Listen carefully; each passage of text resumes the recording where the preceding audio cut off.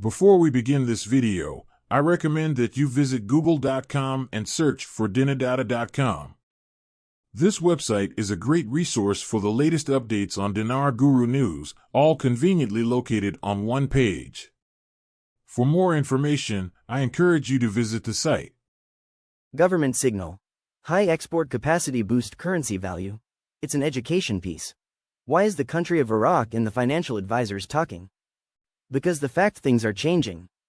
They want to make the people aware that there are things happening. I believe give reassurances to why they're doing what they're doing. If you're going to have a value change, people need to have a little bit of a warning. Government advisor. Increased export capacity boosts currency. Quote.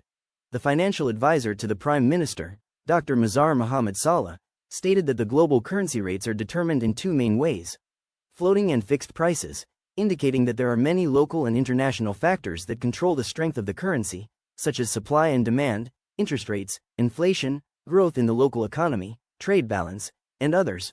We have another guy on TV talking about the WTO accession. He is saying the plan for Iraq to release a fully convertible currency is in October of this year. Frank, the WTO guy needs to shut his mouth. You know very well what Sadani has promised you. And you know very well it's coming. It's not the WTO's prerogative to tell the world this information. The WTO is so desperate to get Iraq into the WTO so they can make money off of them. This guy is trying to spill the beans for his advantage. All I know is that it is happening. As far as timeframes, my contact told me to watch the progress of the banking reforms that the feds are pushing. This includes the parallel market rate versus the CBI official rate and the currency auction levels. Today we read yet more articles on the banking reforms now in motion, just as I was told would take place. Yes, measures are being put in place just as my contact told me would happen, and the situation with the banks is going to be resolved, and soon. Question. What are the higher rates you are hearing, Mark? Mark Z. I cannot tell you. But they are supposedly higher than I was previously sharing. I was warned to stop sharing rates. Parliamentary Committee to Nina.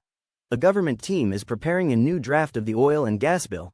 Quote, Prime Minister Mohammed Shia al-Sudani has assigned a tripartite ministerial team to prepare a new final draft that will be presented first within the Council of Ministers for approval, and then sent to the House of Representatives later. The budget will be overturned by the court, deemed unconstitutional probably by mid-September. Absolutely nothing is going to happen in Iraq till the budget gets overturned by the court. The budget is not published in the Gazette yet. That's still outstanding.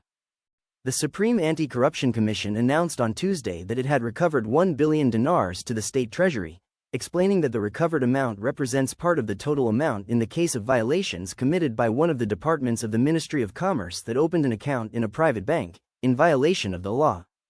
The Government Media and Communications Office stated in a statement, speaking about the case, that the authority investigated and referred to the judiciary, that based on the directives of the chairman of the authority to continue following up to recover the full amount, the authority was able to recover an amount of 1 billion dinars to the Ministry of Commerce, Export Support Fund, from the United Investment Bank, pursuant to the instrument numbered 00-18732, issued by Rashid Bank on the 11th of July 2024, noting that the total amounts recovered in this case amounted to 22 billion dinars.